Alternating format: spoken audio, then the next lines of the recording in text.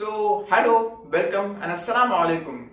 आज के इस वीडियो में हम लोग जानेंगे और समझेंगे कि क्या वाकई वैनिला फ्लेवर को बीवर की एनार ग्लैंड से ऑब्टेन किया जाता है या फिर इसके पीछे कुछ और भी हकीकत है। हम एक एक चीजों को अच्छी तरीके से समझेंगे, तो आज के इस वीडियो को आप पूरा जरूर देखिएगा ताकि आप हर एक सच्चाई से वाकिफ रहें। तो सबसे पहली बात हम लोग करेंगे बीवर की। तो सबसे पहली बात हमारी यहाँ पे यह आएगी कि भैया बीवर का साइंटिफिक नेम क्या होता है। बीवर का साइंटिफिक नेम होता है कैस्टोर कैनाडेंसिस। एक्चुअली ये एक तरीके के रोडेंट्स हैं, यानी ये एक तरीके के चूहे हैं जो नॉर्थ अमेरिका और यूरोप में रहते हैं। बीवर कैस्टोरिडाई फैमिली के वाहिद मेंबर बचे हैं जिसके अंदर सिंगल जीनस कैस्टोर और इसकी दो स्पेसीज बाकी है। जो बीवर नॉर्थ अमेरिका में रहते हैं उसको कैस्टोर कैनाडेंसिस कहा जाता है, जो बीवर यूरोप में रहते हैं उसको हम लोग कैस्टोर फाइबर कहते हैं। अब सबसे बड़ी बात यह आती है कि जो बीवर है वो किस काम के लिए मशहूर है। तो ये मशहूर है अपनी कंस्ट्रक्शन के लिए और ये बहुत ही ज्यादा पॉपुलर है डैम के लिए, यानी अपनी खुद की इतनी जबरदस्त डैम को ऑर्गेनाइज करते हैं। बीवर की जो मेहनत है और जो उसका काम करने का स्टाइल है वो इकोसिस्टम के अंदर काफी ज्यादा इंपॉर्टेंट रोल प्ले करता है। एक्चुअली जो बीवर होते हैं वो वेटलैंड्स को क्रिएट करते हैं जो मेनी स्पेशीज के द्वारा यूटिलाइज किया जाता है। ये जो वेटलैंड्स को क्रिएट करते हैं वो काफी ज्यादा यूजफुल और इंपॉर्टेंट होती है। एक्चुअली ये जो बीवर अपना वेटलैंड्स क्रिएट करते हैं वो काफी ज्यादा रोल प्ले करती है इकोसिस्टम में। जैसे ये फ्लड को कंट्रोल करती है, ये बायोडाइवर्सिटी में काफी ज्यादा रोल प्ले करती है और ये वाटर को भी क्लियर करती है। अब एक बहुत ही वायरल मुद्दा है, यानी जब आप इंटरनेट पे जाके सर्च करेंगे कि वैनिला फ्लेवर को कहां से ऑब्टेन किया जाता है तो सीधा सीधा आपको जवाब मिलेगा गूगल पे की जो वैनिला फ्लेवर है उसको एनाल ग्लैंड से ऑब्टेन किया जाता है। चलिए हम लोग थोड़ा सा अच्छे से समझते हैं कि होता क्या है। एक्चुअली एक केमिकल होता है जिसका नाम होता है कैस्टोरियम। कैस्टोरियम एक ऐसा केमिकल कंपाउंड है जो कि मोस्टली एक्सट्रैक्ट किया जाता है या फिर इसको कह सकते हैं कि जो मिलता है मोस्टली वो मिलता है बीवर की कैस्टोर सैक से।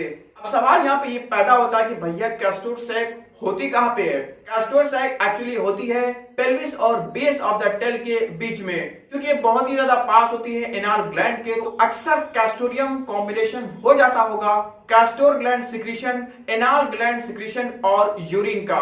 और मैं आपसे जो बहुत देर से बात कर रहा हूँ कैस्टोरियम कैस्टोरियम कैस्टोरियम, एक्चुअली कैस्टोरियम होता क्या है। कैस्टोरियम एक्चुअली एक चिपचिपा कह सकते हैं चिपचिपा सब्सटेंस है जो कि बीवर के पास होता है और ये अपनी टेरिटरी को मार्क करने के लिए इसका यूज करते हैं।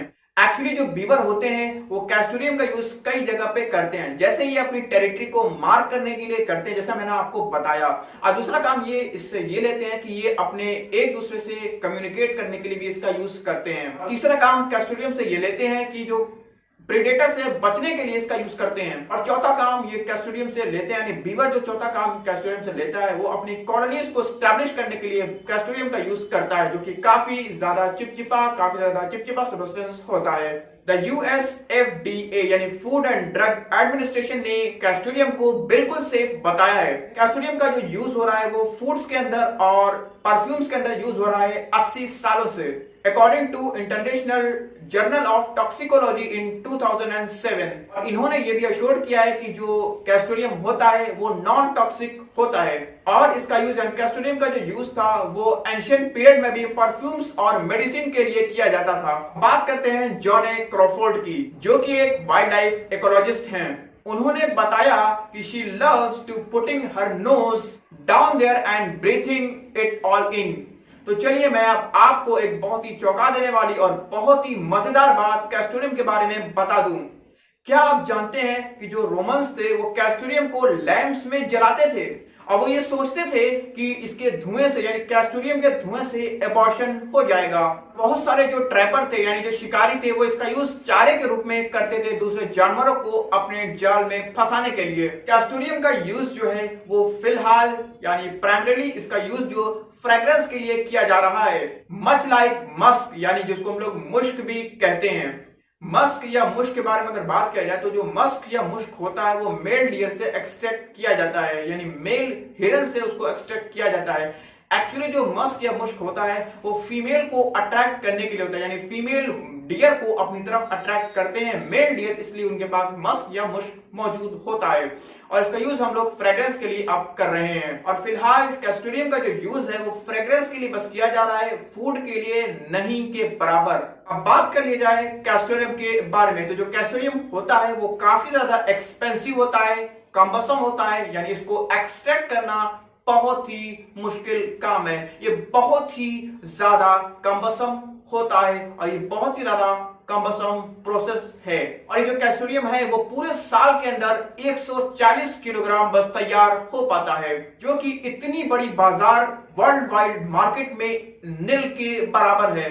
बिकॉज एफडीए ने यानी फूड एंड ड्रग एडमिनिस्ट्रेशन ने इसे सेफ अश्योर्ड कर दिया है, तो जो कंपनियां होती हैं वो लिखना भी अब ज्यादा पसंद नहीं करती हैं कि किसी प्रोडक्ट पे वो लिखें कि इसके अंदर कैस्टोरियम है, वो बस लिख देती हैं natural flavouring. But the chances of castoreum in your food is slim to none. दुनिया इतनी ज्यादा तरक्की कर चुकी है और अगर पॉपुलेशन के बारे में बात कर लिया जाए तो पॉपुलेशन हमारी कितनी ज्यादा है वो हम और आप सब अच्छे से जानते हैं। और ये हम जानते हैं कि जो इंडिया है और जो चाइना की जो पॉपुलेशन है वो तो कितनी ह्यूज है, कितनी बड़ी है। तो अगर बात किया जाए कि इतनी बड़ी पॉपुलेशन के अंदर, इतनी ह्यूज पॉपुलेशन के अंदर जो कि इंडिया और चाइना के अंदर फकत रहती है, तो अगर बात किया जाए कि 140 किलोग्राम का जो वर्ल्ड वाइड प्रोडक्शन होता है एक साल के अंदर कैस्टोरियम का, सफिशिएंट नहीं होगा किसी भी हाल में इतनी बड़ी पॉपुलेशन को डील करने के लिए।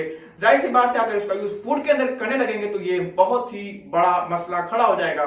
वो यूज कर सकते हैं अपने फ्रेग्रेंस के रूप में, परफ्यूम में यूज कर सकते हैं कैस्टोरियम का, फूड के बारे में न के बराबर ही वो यूज करेंगे। और हम अब ये समझ गए हैं कि इतनी बड़ी पॉपुलेशन को डील करने के लिए आर्टिफिशियल कंपाउंड का हर हाल में यूज करना पड़ेगा, नहीं तो इतनी बड़ी पॉपुलेशन को हम लोग डील कर ही नहीं सकेंगे। इतनी बड़ी पॉपुलेशन को डील करने के लिए अब बहुत ही बड़े बड़े लेवल पे ऑर्किड प्लांट, यानी जिससे हम लोग वैनिला ऑब्टेन करते हैं, उसका कल्टीवेशन शुरू हो चुका है। आपसे मेरी ये गुजारिश है कि अगर आप सोचते हैं कि कैस्टोरियम आपके फूड में है, तो मैंने आपको सारी चीजें अच्छी तरीके से बता दिया, समझा दिया कि कितना प्रोडक्शन होता है एक साल के अंदर। तो आप अपने जहन से अब समझ लीजिए कि क्या आपके फूड के अंदर कैस्टोरियम होगा या नहीं होगा। मैं अब आपको ये भी बताता चलूं कि अब सिर्फ फ्लेवरिंग के लिए आर्टिफिशियल कंपाउंड का यूज किया जाता है और वैनिला का प्रोडक्शन भी बहुत ही ह्यूज लेवल पे हो रहा है। तो उम्मीद करता हूं मेरे दोस्तों आपका सारा डाउट क्लियर हो गया होगा और आपको समझ में आया होगा कि आखिर क्या सच था, क्या झूठ था, या फिर क्या आप इसके बारे में समझते हैं। उम्मीद करता हूं कि आपको इस वीडियो में मजा आया होगा।